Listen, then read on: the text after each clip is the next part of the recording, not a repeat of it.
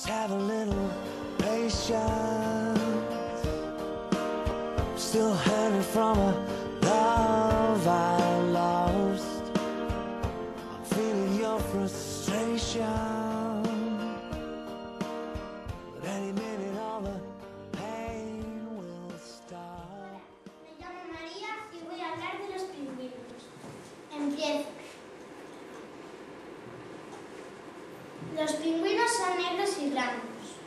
Proceden del hemisferio sur.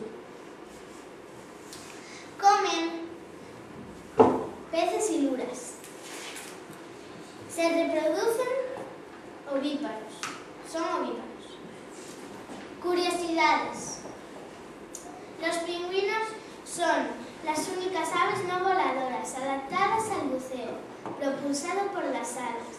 Los pingüinos son capaces de retener la mayor parte de su calor corporal y esa adaptación les permite habitar las regiones más frías.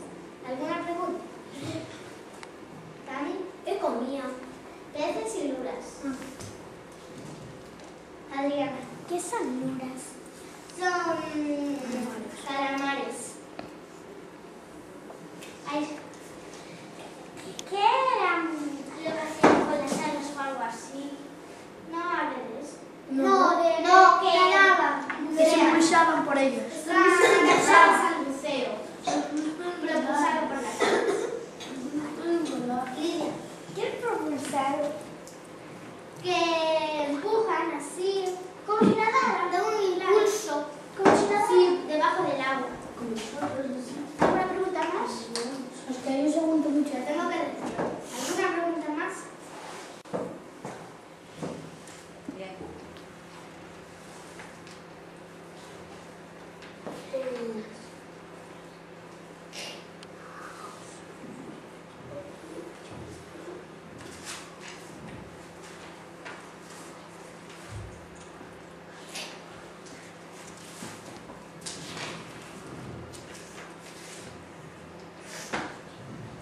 Esta es la cría.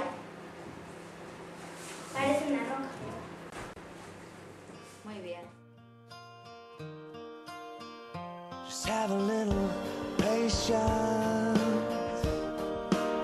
Still hanging from a love I lost. I'm feeling your frustration.